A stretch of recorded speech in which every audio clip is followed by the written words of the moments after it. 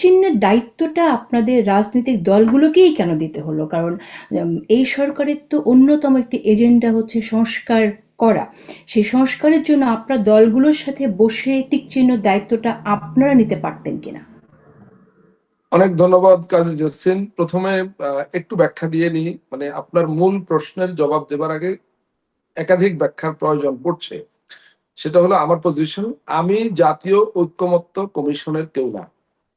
জাতীয় ঐকমত্য কমিশন এটা মাননীয় প্রধান উপদেষ্টা প্রফেসর মোহাম্মদ ইউনূসের নেতৃত্বে গঠিত একটা খুবই উচ্চ পর্যায়ের কমিশন, যেই কমিশনের আরো 6 জন সদস্য আছেন এবং তারা প্রত্যেকে সুপ্রিম কোর্টের আপিল বিভাগের বিচারপতির সমমর্যাদার।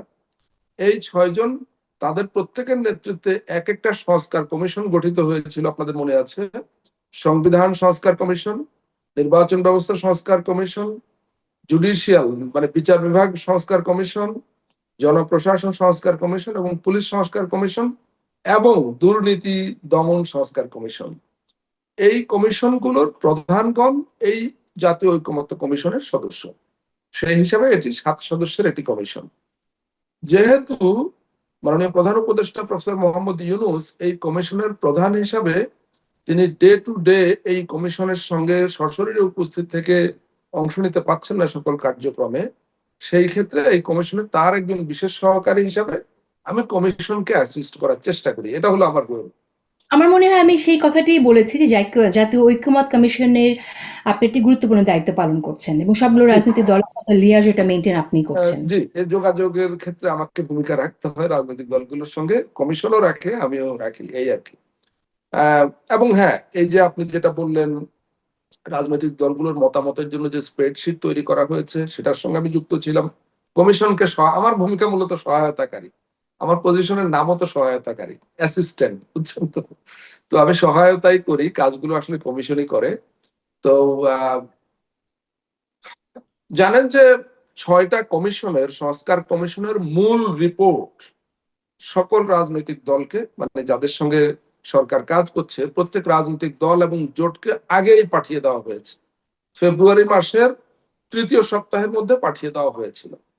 কিন্তু এই রিপোর্ট গুলো তো অনেক বিস্তৃত এবং এগুলোতে হাজার হাজার কিংবা শত শত রিকমেন্ডেশন বা সুপারিশ আছে প্রত্যেকটা সংস্কার কমিশনের রিপোর্টে।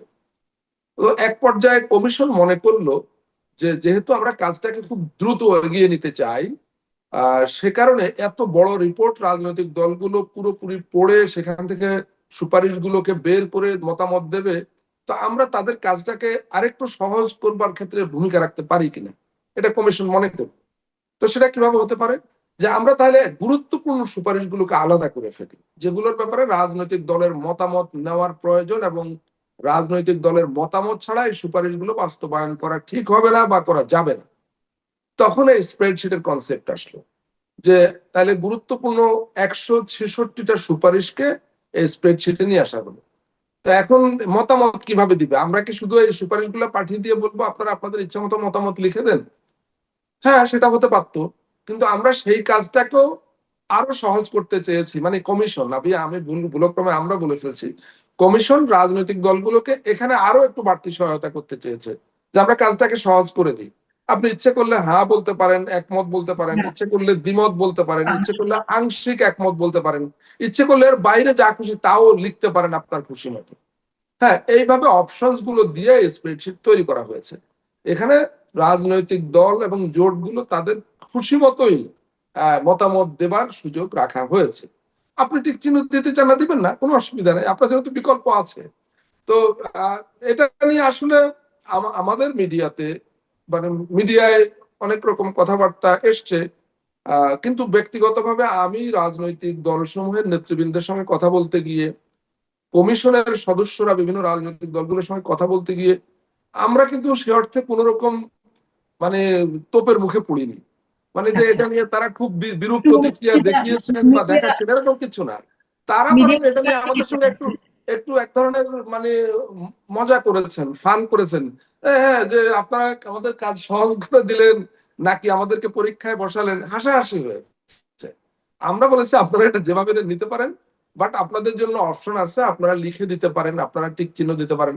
তো তা আপনি জানেন এরই মধ্যে 15টা দল তাদের মতামত পাঠিয়ে দিয়েছে, এবং এর মধ্যে বেশিরভাগ দল কিন্তু টিক চিহ্নের ব্যবস্থাটাকেই অগ্রাধিকার দিয়েছে। আমরা দেখেছি যে যেই মতামতগুলো আমাদের কাছে ফিরে এসছে গত 3-4 দিনে, সেগুলোতে বেশিরভাগ রাজনৈতিক দল মন্তব্য লেখার চেয়ে সহজে মানে ওই একমত কিংবা দ্বিমত কিংবা আংশিক একমত এটা কি ওই আসলে অপশনটাকেই বেছে সময়ের নিয়েছে। কারণে কিনা? কারণ হচ্ছে আপনারা তো যেটা বলছেন 166 সুপারিশ, 166টি সুপারিশ নিয়ে তাদের চিন্তা ভাবনা করে সেখানে একটা সিদ্ধান্তে পৌঁছানো তো আসলে নিশ্চয়ই কঠিন, এবং ডিটেইলে লেখাটাও একটু সময় সাপেক্ষ। সেই জায়গায় কি এটা মানে তাড়াহুড়া করছেন কিনা কোনো কোনো দল যেটা দেওয়ার জন্য আর কি? কারণ আপনারা যে সময়টা বেঁধে দিয়েছেন সেই সময়ের মধ্যে, কাছাকাছি সময়ের মধ্যে দেয়াটার তো একটা চাপ আছে, যদিও 13 হ্যাঁ তারিখে। দেখুন, নির্ধারিত সময়ের মধ্যে কিন্তু নির্ধারিত যে 13ই মার্চ, 13ই মার্চের মধ্যে কিন্তু 9টা রাজনৈতিক দল তাদের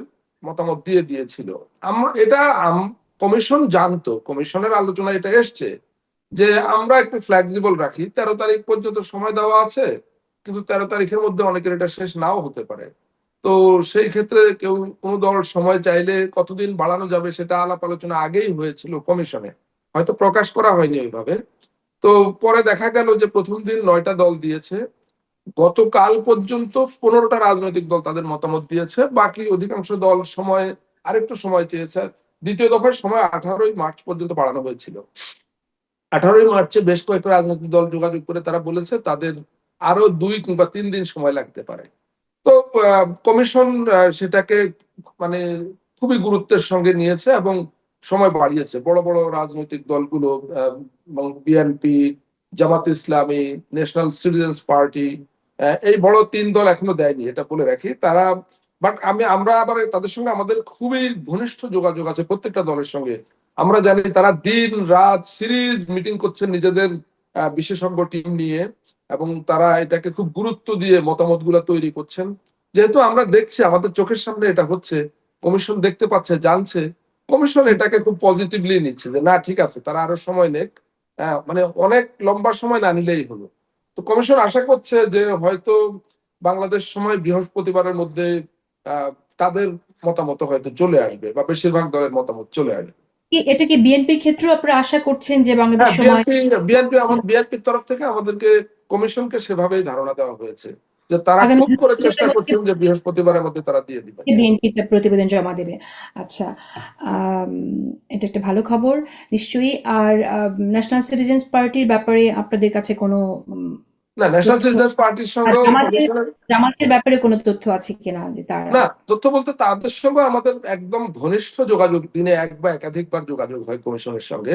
তো তারা খুব চেষ্টা করছেন, মানে তাদের বক্তব্য হলো আমরা চেষ্টা করছি, আমরা দিনে রাতে এগুলো নিয়ে বসছি, হওয়া মাত্রই আমরা আপনাদের কাছে পৌঁছে দেবো। তো এই জন্য স্পেসিফিক। যেহেতু তাদের নিজেদের মধ্যে এরকম তাগিদ আছে, আমাদের বা কমিশনের তরফ থেকে তাদের খুব বেশি চাপাচাপি করা হচ্ছে না এটা নিয়ে।